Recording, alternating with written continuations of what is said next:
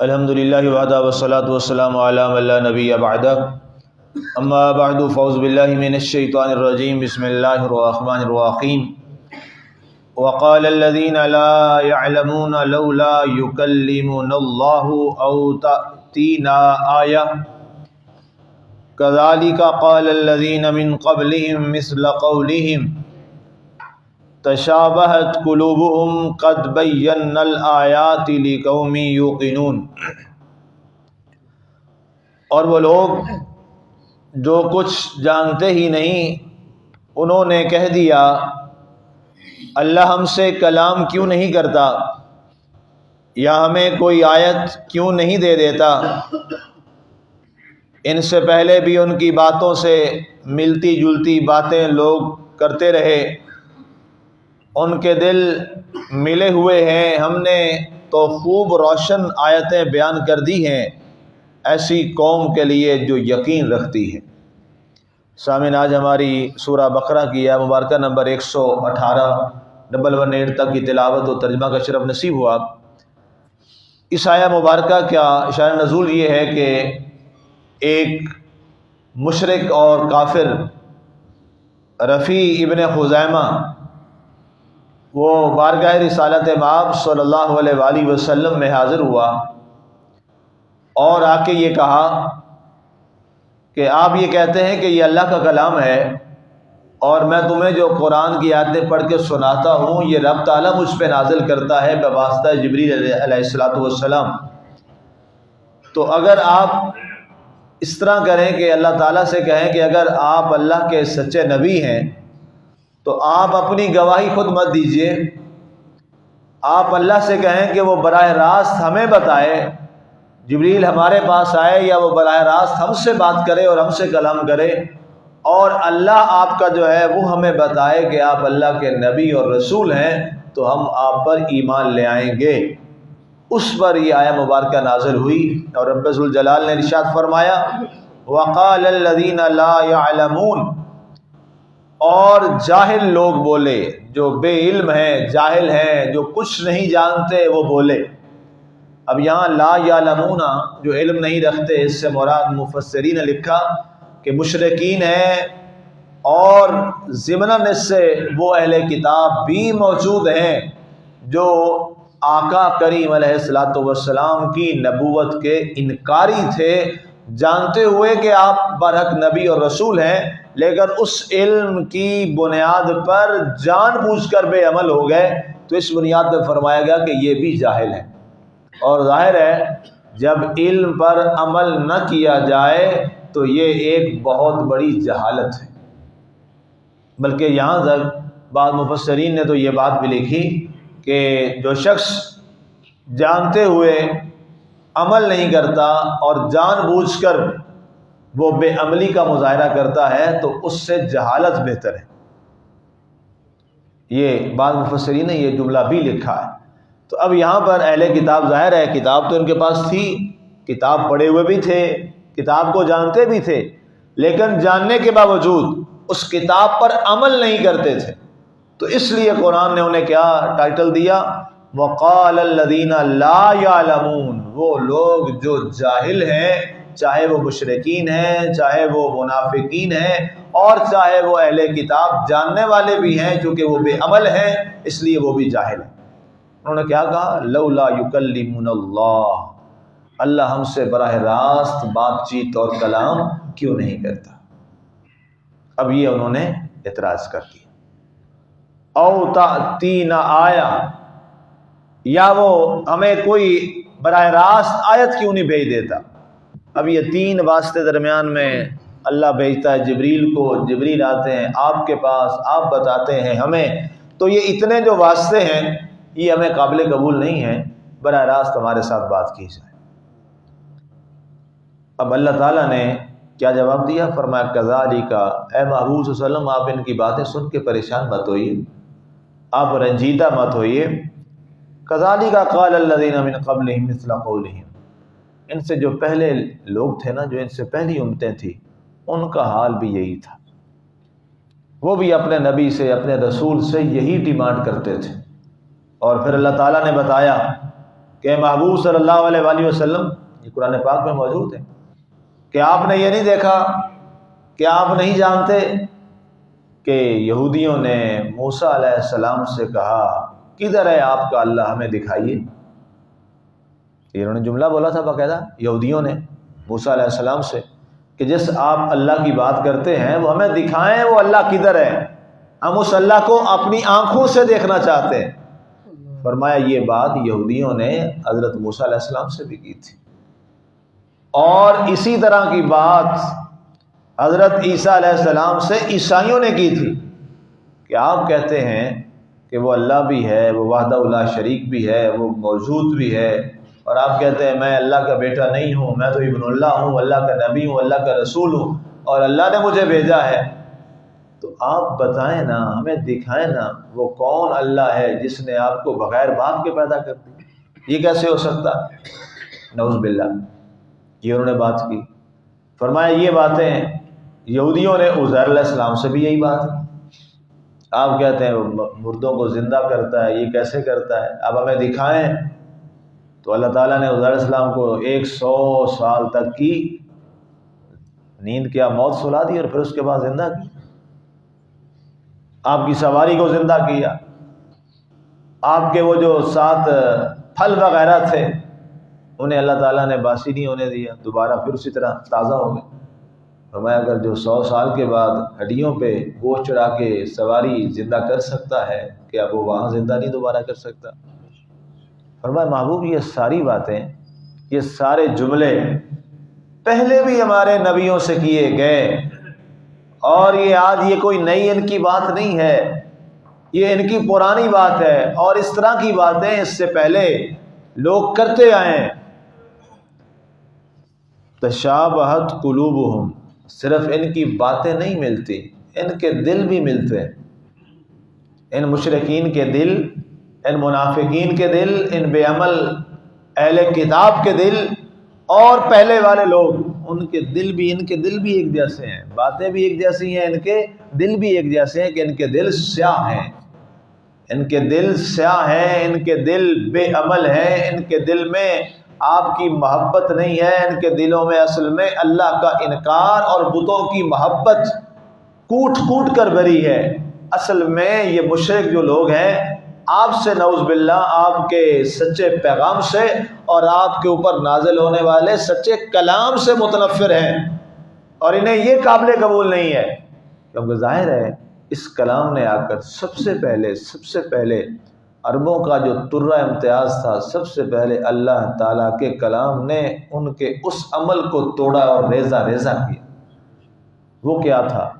وہ تھا ان کے درمیان نسل، قوم، قبیلے اور غریب و امیر کا فرق۔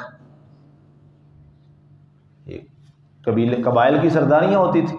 قبیلے کا سردار جو چاہتا وہ کرتا، جس کو چاہے محروم کر دے، جس کو چاہے نواز دے، کوئی پوچھنے والا نہیں تھا۔ غلام الگ بیٹھتے تھے اور ان کے سردار الگ بیٹھتے تھے۔ اب سب سے پہلے اسلام نے آ کر جس چیز کی بے کنی کی ہے، اور سب سے پہلے جس پہ اسلام نے بات کی ہے، وہ ہے کہ تمام انسان آدم کی اولاد ہیں، اور تم میں سے کسی کو کسی پر کوئی برتری نہیں ہے، کسی قبیلے، خاندان، زبان، رنگ، نسل کی بنیاد پر اگر برتری ہے تو صرف تقویٰ کی بنیاد پر ہے۔ اب یہ بات کسی کو بھی قابل برداشت نہیں، یہ پاکستانیوں کو بھی قابل برداشت نہیں ہے، عرب تو عرب رہے، یہ ہم میں سے بھی کسی کو قابل برداشت نہیں کہ یہ کیا ہوا جی، ہمارا تو یہ قبیلہ، ہماری تو یہ قوم، اور ہمارا تو یہ فخر۔ ہمیں لگتا ہے کہ یہ عرب یہ کیوں کہتے تھے حضور کی بارگاہ میں، آج ہم کون سا چھوڑ گئے یہ چیزیں؟ آج چھوٹی ہیں یہ چیزیں کہ آج ہمارے ہاں قبائل کا نظام نہیں ہے، آج بھی ہے، علی کہہ رہا زیادہ ہے آج کے، ٹھیک ہے نا۔ اب یہ بات قابل توجہ ہے۔ جو شخص آج بھی ان چیزوں میں پھنسا ہوا ہے، اس کا مطلب ہے وہ آج بھی جاہل ہے، اور قرآن کے مخاطبین میں وہ بھی شامل ہو جائے گا۔ اب اسی بات پر تو ابو جہل جیسا شخص اسلام نہ قبول کر سکا، اور یہ روایت موجود ہے، میں نے کو کئی بار پہلے بھی سنائی ہے کہ ابو جہل مان گیا تھا کہ آپ اللہ کے سچے رسول ہیں، مان گیا تھا، اس نے یہ بات مان لی تھی اور آپ سے آ کے ملا بھی تھا اس بات پر کہ میں اللہ کی توحید اور آپ کی رسالت کو مانتا ہوں اور اس کا اقرار بھی کرتا ہوں آپ کے سامنے، لیکن بس ایک میری چھوٹی سی شرط ہے، اور وہ یہ ہے کہ ظاہر ہے ہم سردار لوگ ہیں، ہم قبائل کے سردار ہیں، تو آپ غلاموں اور سرداروں کو اکٹھا بٹھا دیتے ہیں، آپ ہم سے الگ مل لیا کریں اور ان کو آپ الگ رکھیں۔ اب یہ ایک بڑی بات تھی کہ ابو جہل جیسا بندہ اگر مسلمان ہو جاتا تو ظاہر تقویت ملتی ہے نا جی۔ کسی بھی علاقے کا کوئی وڈیرا کسی کے ساتھ ہو جائے تو باقی اس کے ساتھ ویسے ہوتے ہیں، کیوں جی وڈیرا ساتھ مل گیا، تقویت مل جاتی، تو تقویت مل جاتی۔ اور اللہ کے رسول کا فرمان بھی ہے کہ اے اللہ 2 عمروں میں سے کسی ایک عمر کے ذریعے اسلام کو تقویت دے، مضبوط دے کر دے۔ عمر بن ہشام اور عمر بن خطاب، یہ 2 اس کا نام بھی عمر تھا۔ تو آقا نے کیا فرمایا تھا؟ آقا نے فرمایا تھا نہیں، مجھے تیرا اسلام نہیں چاہیے، اسلام پہلا چیز ہی ہے، اسلام اسی کو تو ختم کرنے آیا۔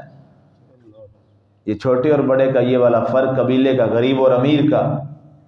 سردار کا اور فلاں کا اور فلاں کا، یہ فرق تو میں مٹانے آیا ہوں۔ اور میں نے یہ اعلان کیا، اللہ کا حکم ہے انما المؤمنون اخوہ، مومن آپس میں بھائی بھائی ہیں۔ اور میں یہ اعلان کرنے آیا ہوں کہ سارے کے سارے تم آدم میں سے اور آدم مٹی میں سے تھے، اور میں یہ اعلان کرنے آیا ہوں ان اکرمکم عند اللہ اتقاکم، قرآن کی آیت، اللہ کے ہاں معزز وہی ہے جو سب سے زیادہ متقی اور پرہیزگار ہے۔ سمجھ آئی بات؟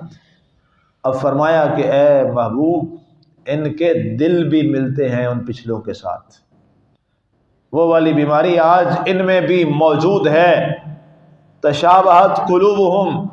قد بینا الآیات لقوم یوقنون، تحقیق ہم یہ نشانیاں ایسی قوم کو بتاتے ہیں جو یقین رکھتی ہے،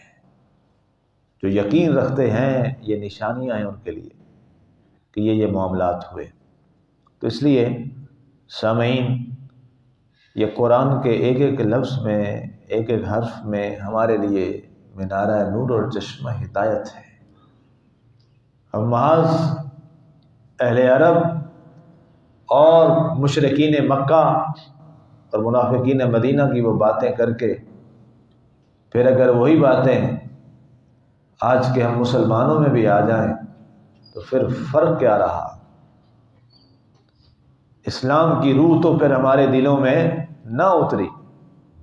اور جب تک اسلام کی وہ روح ہمارے سینوں میں اور ہمارے باطن میں نہیں اترے گی تو ظاہری کلمہ تو پھر نہیں ایسا کر سکتا۔ کلمے کا ظاہر لفظ تو پھر نہیں ہے، کلمے کا باطن ہمارے دل میں اترے، اور اس عہد کو جو مالک سے کیا، لا الہ الا اللہ محمد رسول اللہ صلی اللہ علیہ وآلہ وسلم، اس کو اپنے سینے میں اتار لے۔ اور یاد رکھیے یہی ذریعہ نجات ہے، یہی ذریعہ نجات ہے دنیا و آخرت میں، یہی کلمہ شریف ہی ہماری نجات کا وہ راستہ ہے۔ اور انشاءاللہ جو شخص اس کے ظاہر و باطن پہ پورا اترتا ہے اور اس کو سینے میں اتار لیتا ہے تو بوقت مرگ اللہ تعالیٰ خود بخود اس کی زبان پہ کلمہ جاری فرما دیتا ہے۔ اور پھر بوقت مرگ اللہ کے نبی نے مور لگا دی، فرمایا بوقت مرگ جس کی زبان پر کلمہ جاری ہو گیا، یہ اس کے لیے سند ہے کہ اللہ نے اس پر دوزخ کو حرام کر دیا۔ تو اس کو اس لمحے کے وقت، اس لمحے کلمہ جاری کروانے کا نسخہ کیا ہے کہ پوری زندگی انسان اس کلمہ شریف کا ورد کرتا رہے اور اس کے باطن کو سینے میں اتارتا رہے، اور پھر جب مسلسل اس کی مشق و پریکٹس ہوگی تو اس لمحہ جب انسان کے حواس بھی باختہ ہو جاتے ہیں اور ظاہر ہے سامنے اسرائیل علیہ السلام ہوتے ہیں، اللہ اکبر اللہ اکبر، یہ منظر وہی سمجھ سکتا ہے جس پہ وہ گزر رہی ہوتی ہے۔ اللہ کے نبی صلی اللہ علیہ وسلم نے پناہ مانگی سکرات الموت سے اور اپنی امت کے لیے دعا کی، اے اللہ اتنی یہ آزمائش کی گھڑی ہے موت کے وقت سے، میری امت پر رحم فرمانا۔ اس لمحے سہارا کس کا ہوگا؟ کلمہ شریف کا ہوگا سہارا۔ اس وقت سہارا کیا ہے؟ کلمہ شریف کا، لا الہ الا اللہ محمد رسول اللہ صلی اللہ علیہ وآلہ وسلم۔ حضرت نوشہ گنج بخش رحمۃ اللہ تعالی علیہ برِ صغیر میں آپ نے بہت زیادہ کلمے کے حوالہ سے کام کیا، بہت زیادہ، اور آپ نے کتنے ہندوؤں کو، بودھ مت سکھوں کو مسلمان کیا۔ مغلیہ خاندان کا زمانہ آپ کا زمانہ تھا، تو آپ آپ کی کتاب ہیں، بہت سارے آپ کے خطوط بھی ہیں، پنجابی میں بھی فارسی میں بھی، تو آپ اس میں ایک جملہ لکھتے ہیں کلمہ شریف کی تلقین کرتے ہوئے، بار بار کرتے ہوئے، جو کلمہ پڑھے گا، پڑھائے گا، اس کو پھیلائے گا، میرا اللہ اس کو بچائے گا۔ یہ آپ کا حکم، میں نے وہ پڑھ رہا تھا آپ کی کتاب میں، کہ جو کلمہ پڑھے گا، پڑھائے گا، اسے پھیلائے گا، اللہ اسے بچائے گا۔ اور یہ حقیقت ہے، اور یہ آزمودہ ہے۔ اللہ تعالیٰ اس کو دنیا میں بھی آفات سے بچائے گا، اور جب موت، اصل سب سے بڑی گھڑی تو وہ ہے نا جی، جو موت والی گھڑی، اس وقت بھی اللہ تعالیٰ اس کو بچائے گا شیطان کے حملے سے۔ اس وقت شیطان بڑا اٹیک کرتا ہے، سب سے بڑی بات، شیطان اس وقت بہت حملہ کرتا ہے، حتیٰ کہ اللہ کے نبی صلی اللہ علیہ وسلم نے فرمایا مرنے والے کے پاس اسے یہ نہ کہو کلمہ پڑھ، خود کلمہ پڑھو، کیونکہ اس وقت اتنی وہ نازک حالت ہوتی ہے کہ کہیں وہ یہ نہ کہہ دے کہ میں نہیں پڑھتا، اور نعوذ باللہ جس نے یہ کہہ دیا وہ کافر ہو کے مر گیا۔ اس لیے اللہ کے رسول صلی اللہ علیہ وسلم نے یہ تلقین فرمائی کہ جب کسی کا یہ وقت آ جائے تو تم سارے کلمہ پڑھنا شروع کر دو،